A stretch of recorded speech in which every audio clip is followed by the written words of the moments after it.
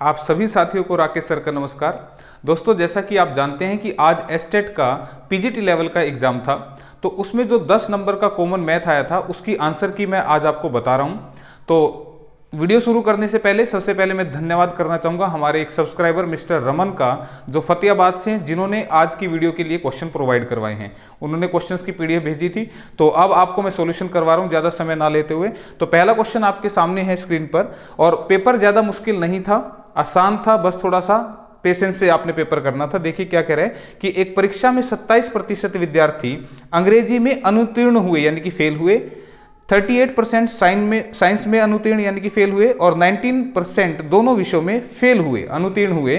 तो दोनों विषयों में पास कैंडिडेट का परसेंटेज वो आपसे पूछ रहे हैं। तो जो हमने रामबाण क्लास की थी उसमें मैंने ये टाइप आपको समझाई थी, और इसका सॉल्यूशन क्या था, 27% इंग्लिश में कितने हो गए, 27%, और ये क्या है, फेल हैं, ठीक है। और 38% साइंस में कितने हैं, 38%, ये भी क्या है, फेल हैं। और 19% दोनों में फेल हुए। तो मैंने कहा था सबसे पहले तो आप इनको ऐड कर लो, 8 और 7 15, 3 2 5 और 1 6, 65% ऐसे हैं जो आपके फेल हुए हैं। लेकिन इस 65% में 19% कैंडिडेट ऐसे थे जो इंग्लिश और साइंस दोनों में फेल हुए थे। तो इसको आपने माइनस करना है। तो 9 और 6 15, 5 में से 1 गया 4, 46% कैंडिडेट ऐसे हैं जो हमारे क्या हैं, फेल हैं, ठीक है। लेकिन क्वेश्चन में क्या पूछना चाह रहा था वो, कि दोनों सब्जेक्ट में उत्तीर्ण का प्रतिशत यानी कि पास परसेंटेज पूछ रहे हैं। तो फेल वाले अगर 46 हैं तो 100 में से 46 को आपने माइनस कर देना था। 54% जो है वो इस क्वेश्चन का आंसर आता, यानी कि ऑप्शन नंबर 2 इस क्वेश्चन के लिए आंसर है, ठीक है। तो कराया हुआ क्वेश्चन है, आपको ये सिखाया था मैंने इस क्लास में, तो बिल्कुल आसान क्वेश्चन था, कराए हुए में से आया था। तो नेक्स्ट क्वेश्चन आपके लिए लगा दिया है। हाँ जी, अगला क्वेश्चन क्या कहता है कि दो बेलनों की त्रिज्याएं क्रम से 2:3 के अनुपात में है, और उनकी जो ऊंचाई है, ये क्या है, रेडियस है सिलेंडर का, और उनकी जो हाइट है वो 5:3 के रेशियो में है। तो उनके वॉल्यूम के बीच में क्या रेशियो होगा, ये पूछना चाह रहा है। तो देखो, बेलन होता कैसे है, मेंसुरेशन क्षेत्रमिति का क्वेश्चन है, प्रैक्टिस सेट में आपको करवाई गई हैं ये सारी चीजें। यहां पे ये क्या है, ये होती है हाइट, ठीक है, और ये होता है हमारा रेडियस, ठीक है, त्रिज्या दे रखी है। तो बेलन कितने हैं, 2 हैं। तो ऐसे बना के नहीं दिखाना, मैं जस्ट आपको समझाने के लिए बता रहा हूं यहां पे। तो 2 बेलन हैं, इनकी हाइट दे रखी है अलग अलग, और इनका रेडियस दे रखा है। तो ये 1 ले लेते हैं, ये 2 ले लेते हैं। तो अब बेलन ऐसा होता है भाई, बस आपने इस चीज को देखना था। उसने क्या कहा, बेलनों की त्रिज्या 2:3 के अनुपात में, यानी कि इसका रेडियस और इसका रेडियस जो है वो 2:3 है। इसका मतलब क्या, इसकी रेडियस 2 है, इसकी रेडियस 3 है, और उनकी ऊंचाई कितनी है, हाइट कितनी है भाई, 5:3, यानी कि इसकी हाइट 5 है इधर वाले की, और इसकी कितनी है, 3 है। तो क्या पूछ रहा है, उनके वॉल्यूम का रेशो। तो आपको बता दें, बेलन का जो वॉल्यूम होता है वो होता है πr² इंटू में h। तो पहले बेलन का दूसरे बेलन के वॉल्यूम से रेशियो कितना होगा, πr1² h πr2² into h। तो पाई से तो पाई कट जाएगा, क्लियर है। R1 की वैल्यू क्या लेनी है, 2, R2 की क्या लेनी है, 3। तो R1 का जब स्क्वायर करेंगे तो 2 का स्क्वायर बनेगा 4, और R2 का स्क्वायर यानी कि 3 का स्क्वायर बनेगा 9।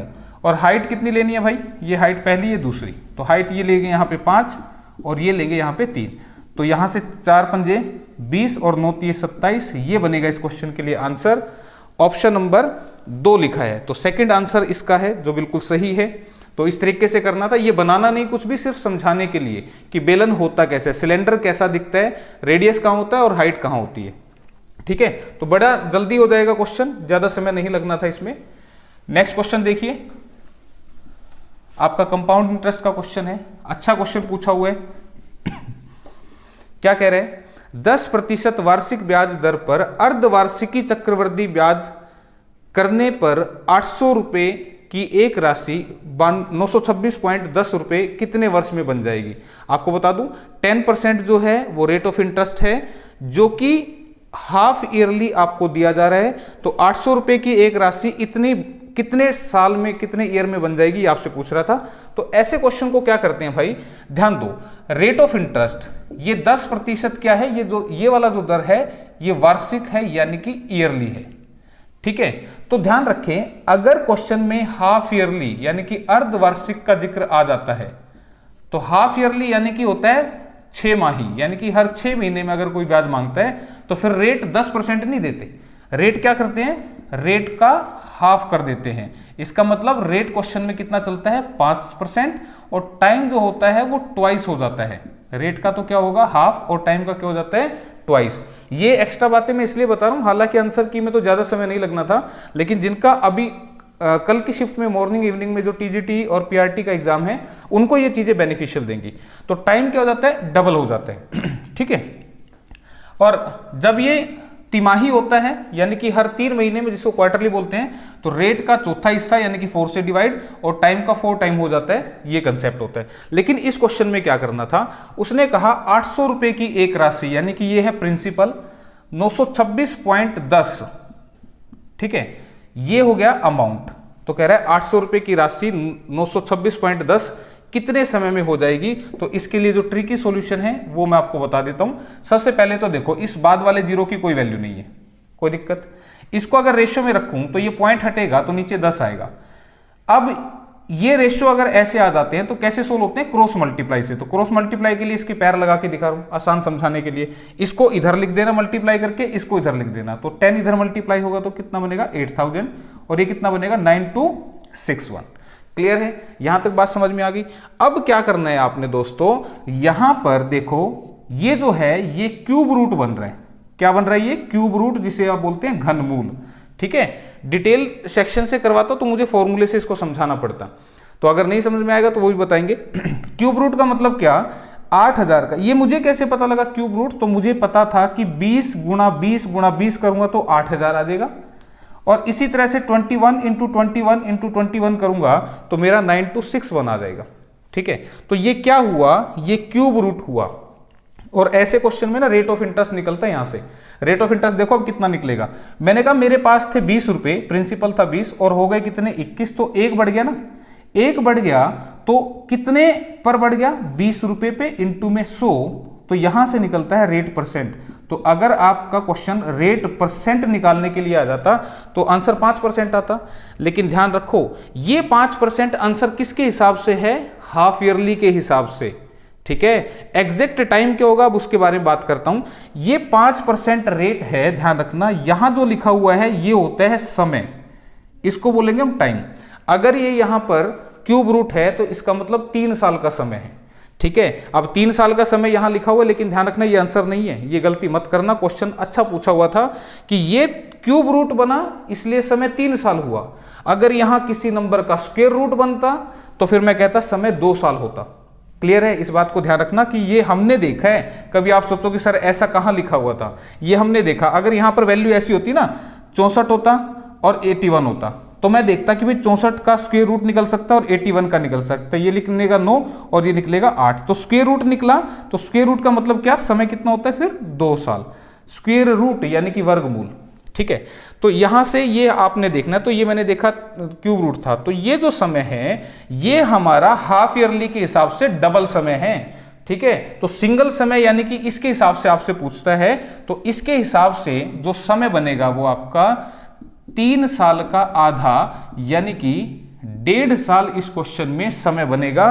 तो इसका आंसर ऑप्शन नंबर 2 था। तो ये ध्यान रखना, और याद से करके मैंने बताया था आपको कि अगर आपको तुक्के भी मारने पड़ जाएं तो ऑप्शन को देखना कि कौन सी ऑप्शन ज्यादा आ रही हैं। अभी तक 3 क्वेश्चन डिस्कस किए, तीनों के आंसर सेकंड ऑप्शन थे, तो आप अगर नहीं भी जानते आंसर को तो सेकंड लगा के आते एक ही लाइन में, तो आपके काफी सारे आंसर ठीक होने के चांसेस हो जाते हैं। तो ये आपका क्वेश्चन था, एक्स्ट्रा बातें मैंने समझा दिए हैं।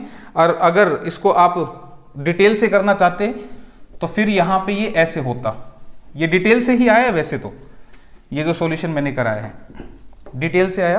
कैसे, फिर फॉर्मूला होता है amount equal to P into 1 plus R upon में 100 की पावर T। तो अमाउंट कितना है 921.1, 926.1, प्रिंसिपल कितना है 800, 1 प्लस रेट नहीं पता अभी छोड़ दो, और यहां पर टाइम लिख दो। ठीक है, रेट अभी मत लिखना। तो ये चीज है ना यहां पे आती है। ठीक, ये चीज यहां आती है, तो ये फिर 800 यहां से यहां आ गया, इसका पॉइंट हटेगा तो इसके नाम का 10 नीचे आ गया। ठीक है, अब ये जो चीज बनती है यहां से आप देखते हैं कि ये क्या बनता है। तो ये 21 और ये 20 इसका क्यूब बनता है भाई, ठीक है। तो 1 प्लस रेट अपॉन में 100 की पावर t। तो यहां से मैं कह सकता हूं जो टाइम है वो 3 साल है, ठीक है। टाइम 3 साल है, और 3 साल किसके हिसाब से टाइम है? अगर रेट ऑफ इंटरेस्ट निकालते हैं तो मैंने निकाल के दिखाया था अभी, 5% बनेगा। तो ये टाइम जो 3 साल है वो हाफ ईयरली के हिसाब से है, हाफ ईयरली के हिसाब से टाइम कितना है? 3 साल। तो एनुअली कितना है, यानी कि वार्षिक कितना है? तो इस 3 का आधा यानी कि 1.5 साल आंसर करना था। 3 लिखा हुआ है लेकिन ध्यान से करना था क्वेश्चन। तो ऐसा आपका जवाब था इस क्वेश्चन के लिए। तो दोनों सॉल्यूशन बता दिए। नेक्स्ट क्वेश्चन देखो, ये करवाया था रामबाण क्लास में, करवाया था ये। कैसे करेंगे देखो ध्यान से। क्वेश्चन क्या कह रहा है? 8, 15 और 24 से भाग होने वाली लीस्ट परफेक्ट स्क्वायर नंबर, न्यूनतम पूर्ण वर्ग संख्या। तो मैंने कहा था ऑप्शन से चलाना, 120, 1800, 3600, 6400। और किससे भाग होनी चाहिए? 8 से, 15 से और 24 से। तो मैंने कहा था इनसे भाग होने वाली संख्या, डिवाइड होने वाली संख्या इन्हीं में से कोई होगी। तो 15 से वो नंबर डिवाइड होगा जो 3 और 5 दोनों से डिवाइड होगा।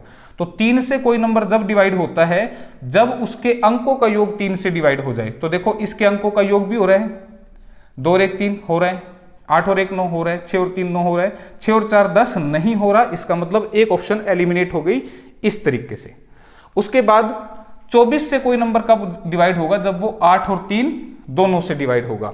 तो अब 8 से नंबर कैसे डिवाइड होता है? आखिरी के 3 डिजिट को डिवाइड करके देख लो नंबर के, अगर वो डिवाइड हो गए तो नंबर आपका 8 से डिवाइड हो जाएगा। तो मुझे बताओ, इसको अगर डिवाइड करूंगा तो 8 एकम 8, 8 पंजे 40 हो रहा है बिल्कुल डिवाइड। इसको अगर डिवाइड करूंगा तो ये भी हो रहा है डिवाइड। अब इसको डिवाइड अगर मैं करता हूं तो देखो 8 सत्ते 56, 8 पंजे 40। तो तीनों जो हैं वो डिवाइड हो रहे हैं, लेकिन उसने पूछा था न्यूनतम पूर्ण वर्ग संख्या क्या है। तो मुझे बताओ 120 किसी संख्या का। अब ये जो ऑप्शन है ना, ये इन ऑप्शन को सेटिस्फाइड कर रहे हैं। देखो मैंने ऑप्शन से सिखाया था, लेकिन ये तीनों ऑप्शन को सेटिस्फाइड कर रहे हैं। तो इस सिचुएशन में ये एक परफेक्ट स्क्वायर नहीं है। मुझे बताओ ऐसे दो नंबर जिनको मल्टीप्लाई करके 120 आ जाए, तो जवाब ये नहीं है, ठीक है। देखो ऐसे ऐसे एग्जामिनर क्वेश्चंस को मुश्किल बनाते हैं, सारे से डिविजिबिलिटी रूल लग रहे हैं, ठीक है। तो बताऊंगा इसका दूसरा तरीका भी ऐसे करना। अब ये 2 नंबर बच गए, ये क्यों काट दिया? मुझे बताओ ऐसे 2 नंबर जिनको मैं मल्टीप्लाई करूं और मेरे पास 1800 आ जाए, तो क्या ऐसे 2 नंबर हैं? तो आप कहोगे नहीं है। तो फिर आंसर कौन सा बनेगा? 3600, यानी कि 3600 इस क्वेश्चन के लिए आंसर बनेगा, ऑप्शन नंबर 3, ठीक है भाई। तो ये भी आंसर नहीं बनेगा, गलती मत कर देना, ठीक है। अब देखो किसी को लग रहा है कि सर ये तो आपने उससे बताया ऑप्शन से, डिटेल से कैसे करते, तो वो सुन लो। पूर्ण वर्ग संख्या मैंने आपको बताई थी, परफेक्ट स्क्वायर नंबर होता है जिसमें एक नंबर 2 बार मल्टीप्लाई होता है, ठीक है। 16, 4 गुना 4, तो ये परफेक्ट स्क्वायर नंबर होते हैं। एक नंबर 2 बार मल्टीप्लाई। अब देखो आपको क्या निकालना था? 8, 15 और 24 का एलसीएम निकालना था। तो देखो कैसे करते डिटेल से। 2 से देखो ये भी कट रहा है, ये भी, तो काट दो। 2 चौके 8, 2 12 24, फिर से 2 से कट रहे हैं तो काट दो। 2 दूनी 4, 2 छिके 12, फिर से 2 से कट रहे हैं, काटो। 2 एकम 2, 2 तिया 6, जो नहीं कट रहा एज इट इज लिख दो। अब देखो फर्दर दोनों नंबर 3 से कट रहे हैं, 3 पंजे 15, 3 एकम 3, क्लियर। इसको और थोड़ा सा डिटेल में लिखूं तो ये इस तरह से बन जाएगा। बात समझ में आ गई? अब क्या है, न्यूनतम पूर्ण वर्ग बनाना है। तो सबसे पहले मुझे बताओ इसका एलसीएम कितना बनेगा। एलसीएम के लिए तुम गुणा कर दो, 5 तिया 15 दूनी 30 दूनी 60 दूनी 120, एलसीएम बनेगा 120। अब देखो इसने ऑप्शन में दे रखा था, कुछ बच्चे लगा के आए होंगे जरूर, लेकिन मैंने कहा था पूर्ण वर्ग परफेक्ट स्क्वायर जब बनता है जब 2 बार नंबर की मल्टीप्लाई होती है। तो देखो ये बिल्कुल सही है, 2 बार मल्टीप्लाई हो रहे हैं। इसमें ये 2 अकेला रह गया, इसका मतलब इसको 2 से मल्टीप्लाई करना था। फिर ये 3 भी जो है अकेला रह गया, 3 से भी मल्टीप्लाई करना है, क्योंकि दो नंबर होंगे तभी तो बनेगा ना परफेक्ट स्क्वायर। ये 5 भी अकेला है, इसका मतलब एक 5 से भी गुना करेंगे। तो अब इसको करोगे तो 12 दूनी 24 या 72, और 72 पंजे करोगे 5 दूनी 10, 5 सत्ते 35 और 36, 360 आएगा, और 1 0 ये, तो आंसर 3600 यानी कि ऑप्शन नंबर 3। तो मैंने ऑप्शन से भी सिखाया है, ये मत सोचना कि सर इतनी लंबी लंबी डिटेल करेंगे, थोड़ा सा दिमाग से इस्तेमाल काम लेना। ये नहीं कि भाई सीधा ही भाई सारी ऑप्शन कट रही हैं, अब क्या करें, अब तो फंस गए, सर ने बताया था, लो आज फंसा दिया। अरे भाई फंसा तो दिया, तुम ये देखो ये परफेक्ट स्क्वायर बनेगा क्या, सीधी सी बात है यार। ऐसे दो नंबर जिनको मल्टीप्लाई करके 120 है ही नहीं ना 1800 बनेगा क्या 3600। ठीक है, तो इस तरीके से कर सकते थे। दोनों तरीके मैंने बता दिए, जिनका बाद में पेपर है उनको दिक्कत नहीं आनी चाहिए, और करवाए हुए क्वेश्चन है ये, आए हैं। नेक्स्ट देखो, 6 पेनों का सेलिंग प्राइस 8 पेनों के कॉस्ट प्राइस के बराबर है, यानी कि 6 का विक्रय 8 के क्रय के बराबर, लाभ या हानि प्रतिशत। तो 6 का विक्रय मूल्य 8 के क्रय के बराबर, ये लिखा है ना, जैसा बोला लिख दिया। अब एसपी गुना वाली चीज कहां जाएगी, बटे में। 8 यहीं पर है भाई, 6 कहां जाएगा, नीचे। 2 तिया 6, 2 चौके 8, यानी कि 3 रुपए की चीज खरीद कर 4 रुपए की बेच दी। तो मुझे बताओ 3 की खरीद के 4 की बेचूंगा तो 1 रुपए कमाई हो गई। कितने पर, खरीद मूल्य पर। ध्यान रखना, लाभ प्रतिशत या हानि प्रतिशत कोस्ट प्राइस पर निकलता है। तो 33 सही 1/3% जो है वो इसमें प्रॉफिट यानी कि लाभ होगा। तो इसके ऑप्शन नहीं थे भाई, आप लोग मैच करके देख लेना, इतना प्रॉफिट यानी कि लाभ होगा। ठीक है, नेक्स्ट क्वेश्चन आपके सामने। अब ये भी हमने परसेंटेज में किया था, ये भी उसमें मैंने बताया था, जो रामबाण क्लास मैंने दी थी ना, उसमें ये क्वेश्चन भी कराया था। अब देखते रहे ना कितने क्वेश्चन मैंने करवाए हैं, ये भी करवाया था, ये भी आपको बताए थे। देखो क्या कह रहा है, प्रथम वर्ष में एक गांव की जनसंख्या में 5% की वृद्धि होती है, अगले साल इसमें 5% की कमी होती है। यदि दूसरे वर्ष के अंत में जनसंख्या 79800 थी तो प्रथम वर्ष के प्रारंभ में जनसंख्या कितनी थी। मैंने आपको बताया था 2 तरह के क्वेश्चन होंगे, एक पास्ट का और एक फ्यूचर का। तो जब पास्ट की बात करता है तो आप कैसे करते हो, स्टार्टिंग से लिखना शुरू कर दो। शुरुआत में जनसंख्या कितनी थी नहीं मालूम, x मान लो, मल्टीप्लाई करो। पहले साल 5% बढ़ गई, 5% बढ़ने का मतलब क्या कि 100 पे 5 बढ़ गई तो 105% हो गई, तो इसका 105% निकाल दो। अगले साल 5% कम हो गई यानी कि 95% हो गई। तो जनसंख्या पहले साल बढ़कर इतनी हुई, फिर ये घटकर 95% होगी, और अब जनसंख्या कितनी होगी 79800। तो x की वैल्यू निकालनी थी भाई। तो या तो तुम इसको पलट के लिख देना ऐसे, 100/105, 100/95। अब काट दो, 5 दूनी 10, 5 एकम 5, 5 दूनी 10, 0। यहां से यहां भी काट सकते थे, ये मैंने सिखा रखा है तुम्हें। बराबर हो तो सिर से सिर काट सकते हो, पैर से पैर, तो पैर नहीं है लेकिन सिर से सिर काट सकते थे, लेकिन मैंने फिर भी सहूलियत के लिए ऐसे लिख दिया। फिर देखो 5 दूनी 10, 5 0 0, 5 एकम 5, 5 में 45। ठीक है, 19 कटा, 19 चौके 76, 19 दूनी 38, 0 पे कट गया, 21 दूनी 42, 200 पे कट गया। अब देखो 2 दूनी 4 दूनी 8, 1 2 3 4, 4 0 पीछे लगा दो, 80,000 इसका आंसर आएगा। ऑप्शन नंबर 3 इसका जवाब है। ठीक है, आ रहा है समझ में। तो नेक्स्ट क्वेश्चन आपके सामने, नल टंकी करवाया था रामबाण क्लास में। ठीक है, कैसे करना था, 2 नल हैं ए और बी, एक टंकी को भरने में 30 और 36 मिनट लेते हैं, यानी कि ए लेता है 30 मिनट और बी लेता है 36 मिनट। बात समझ में आ रही है। फिर क्या कह रहा था, दोनों नलों को खोल दिया जाए तो ए को कितनी देर बाद बंद कर दें कि टंकी 18 मिनट में भर जाए। अब देखो जैसे जैसे बोल रहे हैं ना वैसे वैसे चलाते हैं। सबसे पहले तो हमें टंकी की कैपेसिटी लेनी है। ठीक है, अब क्या लेना है आपने, 30 और 36 का एलसीएम। तो 6 पंजे 30, 6 छिके 36, तो 6 पंजे 30 छिके 180 जो है वो क्वेश्चन में एलसीएम बनेगा, यानी कि 180 लीटर की टंकी है। 180 को 30 से भाग करो कितने पे कटेगा, 6 पे। 36 से भाग करो कितने पे कटेगा, 5 पे। क्लियर है। इसका मतलब टंकी कितने लीटर की है, 180 लीटर की। अगर इसको चला दूंगा तो 1 मिनट में कितना भरेगा, 6 लीटर। मिनट दे रखा है ना समय, 1 मिनट में कितना भरेगा, 6 लीटर। इसको चला दूंगा 1 मिनट में कितना भरेगा, 5 लीटर। और दोनों को चला दूंगा तो 11 लीटर 1 मिनट में। अब क्या कह रहा था, उसने कहा दोनों नलों को खोल दिया गया, यानी कि दोनों को चालू कर दिया, तो अब नल ए को कब बंद करना चाहिए, इसको मैं समझाता हूं। ये लाइन बना दी मैंने, यहां टंकी भरनी शुरू होगी, यहां पे भर चुकी है। दोनों नल चला दिए थे, यानी कि ए भी चला दिया और बी भी चला दिया, तो दोनों चला दिए। अब दोनों चला दिए तो उसने क्या कहा, अब नल ए को कब बंद कर देना चाहिए। मुझे नहीं पता कितनी देर बाद बंद करूं, मैंने माना एक्स के बाद।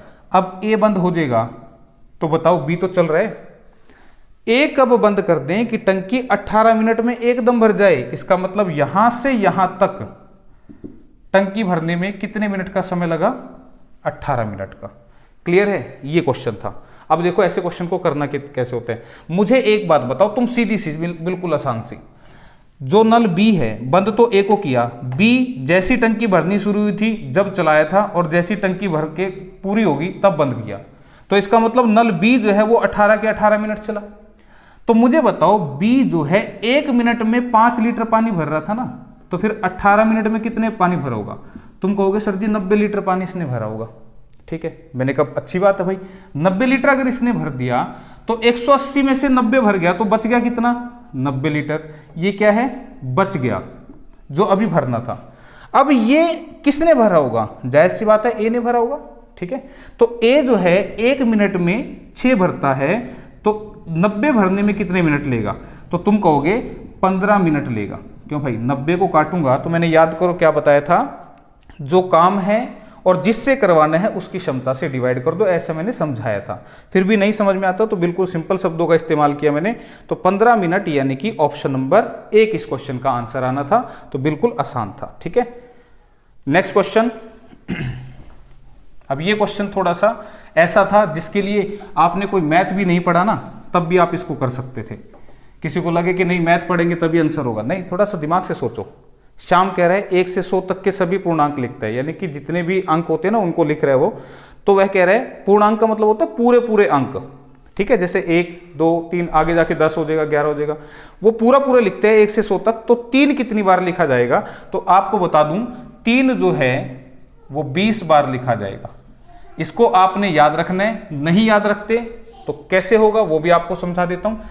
देखो 1 से 100 तक, यार अब इतना तो दिमाग होगा ना तुम्हारे अंदर, 1 से 100 तक 3 लिखना है, तो पहले तो तुमने 3 लिखा होगा, उसके बाद फिर 13 लिखा होगा, फिर 23 लिखा होगा, बाय बेटा, फिर 30 भी तो आया होगा ना, फिर 31 32 33 34 35 36, फिर 37 38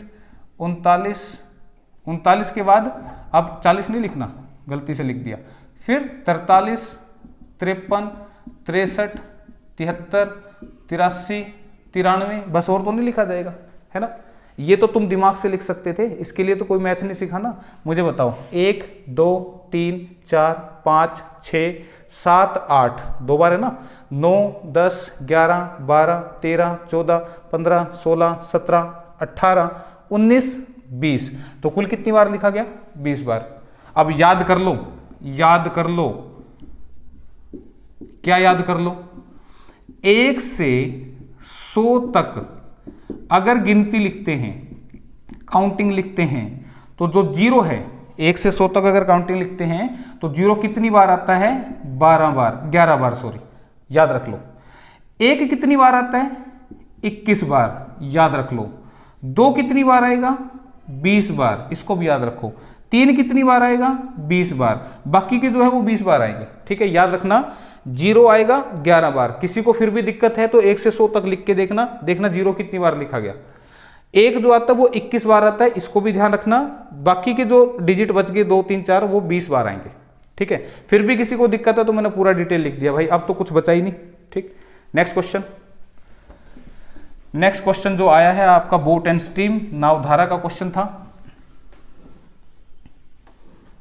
तो इसका आंसर मैंने बताया नहीं भैया ऑप्शन से, ऑप्शन 3 इसका आंसर है। ठीक है, क्लियर। अब देखो भाई नेक्स्ट क्वेश्चन आपके सामने क्या है। एक व्यक्ति धारा के विपरीत दिशा में 13 किलोमीटर और धारा की दिशा में 28 किलोमीटर नाव चलाते हुए हर बार 5 घंटे का समय लेता है, तो पानी की गति क्या है?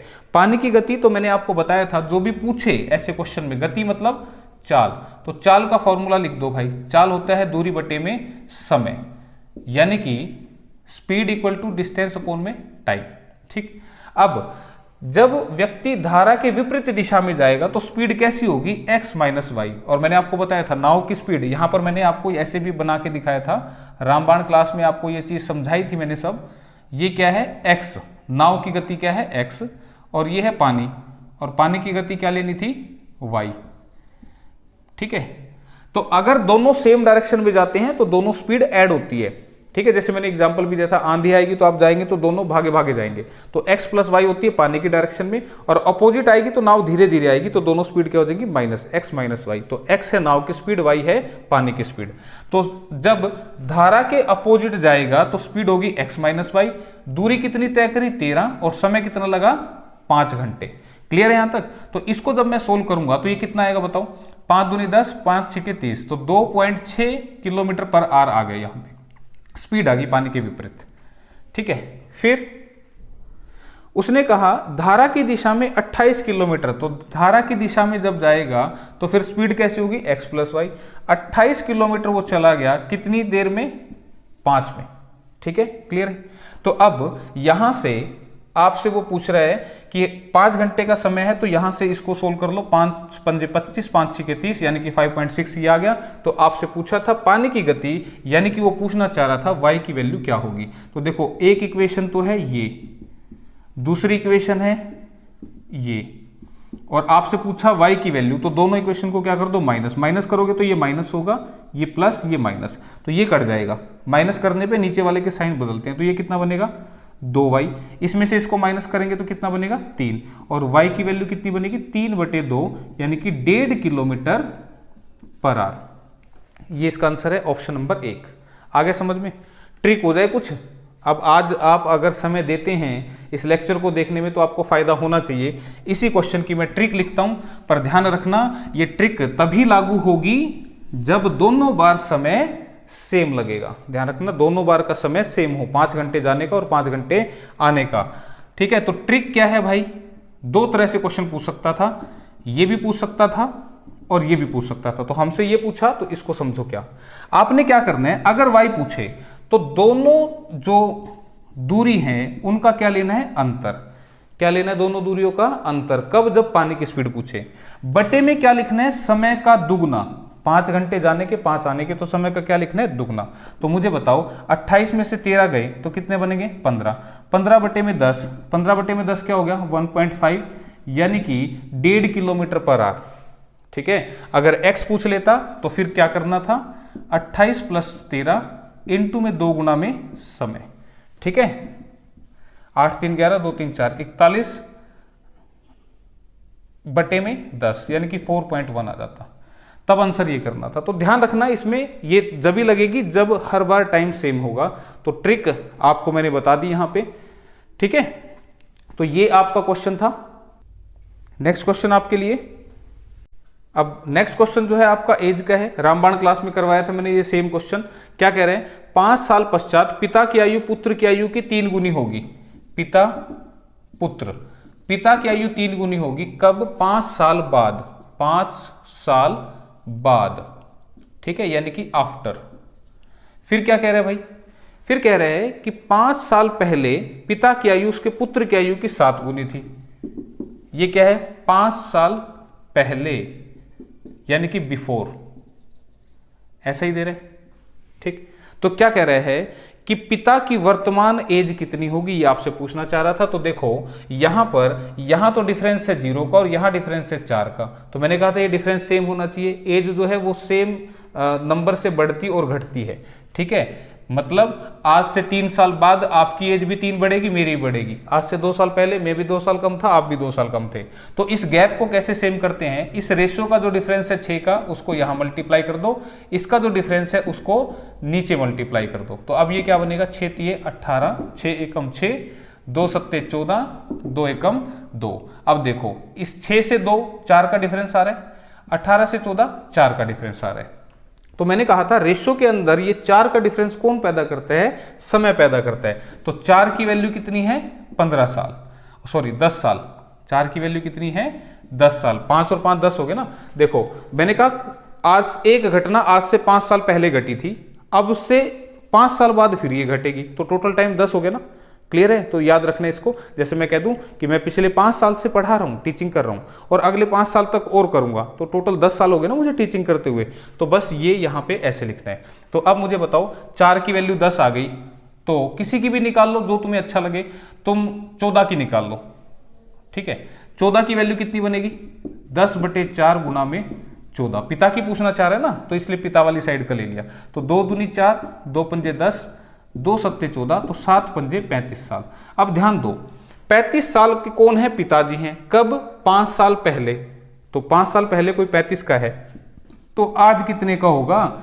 40 का होगा ना। तो पिताजी 40 साल के हैं, ऑप्शन नंबर 1 इसका जवाब होगा। क्लियर है? यहां से निकालोगे तब भी आंसर आएगा, लेकिन ये आंसर 5 साल के बाद की उम्र आ जाएगी, तो उसमें से फिर 5 कम कर लेना। ठीक, तो इस तरीके से करना था। नेक्स्ट क्वेश्चन आपके सामने सिंप्लीफिकेशन का क्वेश्चन आपका आ गया है। कैसे करना था? क्वेश्चन क्या है कि 1 सही 3/4 की पावर 4 माइनस 2 सही 1/3 की पावर 4 और बटे में वही सेम स्क्वायर के साथ लिखा हुआ है। कह रहा है इसका वर्गमूल किसके बराबर होगा। तो क्वेश्चन को थोड़ा सा फास्ट लिखने के लिए मैं थोड़ा सा नोटेशन देता हूं। देखो, जैसा यहां लिखा है वैसे नीचे भी लिखा है, जैसा यहां है वैसे यहां भी लिखा है। तो इस ऊपर वाले को जो 1 सही 3/4 है ना भाई, इसको मैंने a मान लिया, एक पल के लिए ऐसा मान लो, ताकि थोड़ा सा सॉल्यूशन छोटा सा दिख जाइए। और 2 सही 1/3 है ना भाई, इसको मैंने b मान लिया। क्लियर है? ठीक है, तो मुझे बताओ क्वेश्चन क्या लिखा है? a की 4 माइनस b की 4 बटे में a की 2 माइनस में b की 2, और इसका पूछ रहा है रूट किसके बराबर होगा। ये आपका पूरा क्वेश्चन इन शॉर्ट लिख दिया। ये a की वैल्यू है, ये b की वैल्यू है, तो ऐसा है। तो मुझे बताओ इसको क्या मैं a स्क्वायर का स्क्वायर लिख सकता हूं? बिल्कुल लिख सकता हूं भाई, 2 गुणा 2 फिर से 4 बनेगा। और इसको मैं b स्क्वायर का स्क्वायर लिख सकता हूं, बिल्कुल कोई दिक्कत नहीं है। नीचे वाले को एज इट इज रहने दो, और इसका रूट है। अब आप याद करो, एक फार्मूला होता है a square minus B square, जो क्या होता है a माइनस बी और a प्लस बी। ठीक है, ये बात समझ में आ रही है? तो ये जो है ये आपका a है, ध्यान दो, जिसको मैं छुपा रहा हूं ये आपका a है। तो a square minus B square, तो इसको मैं क्या लिखूंगा? a माइनस बी और a plus B.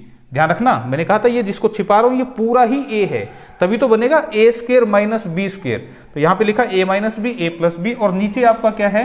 a square minus B square, तो पहले से ही है। ठीक है, इसको अब आपने करना है सोल्व। तो अब देखो, ऐसा करने से फायदा क्या मिला मेरे को? यहां से ये पोर्शन कट गया, सेम लिखा हुआ था ना, और बचा क्या? a square plus B square का रूट, यानी कि a square plus B square का रूट, जिसे मुझे सोल्व करना था। तो मुझे बताओ a की वैल्यू क्या है? 1 सही 3/4, तो मैं इसको कह सकता हूं 4 एकम 4 और 3 7 बटे में 4, 4 एकम 4 और 3 7/4, 3 दूनी 6 और 1 7/3। तो इसको सोल्व करना था, तो मैं यहां करके दिखा देता हूं। a स्क्वायर यानी कि 7/4 का स्क्वायर, देखो a ये था ना, तो इसका स्क्वायर करूंगा तो 7 का स्क्वायर कितना बनेगा? 49, और 4 का स्क्वायर कितना बनेगा भाई? 16, प्लस में b स्क्वायर, b क्या है? 7/3, तो 7 का स्क्वायर बनेगा 49, और 3 का स्क्वायर बनेगा 9, और इसका आपने रूट लेना है। तो भाई आगे क्या करना था? एलसीएम लेके सोल्व करना था। तो एलसीएम लेके सोल्व करते हैं। मुझे बताओ एलसीएम कितना आएगा? अब 16 और 9 का मान लो एलसीएम लेने में दिक्कत आ रही है, तो भाई 16 गुना 9 ही लिख लेना एलसीएम। ठीक है, 16 गुना 9 एलसीएम लिख देना। अब 16 से इसको भाग दूंगा, कट जाएगा, ये क्या बनेगा? 49 गुना में 9।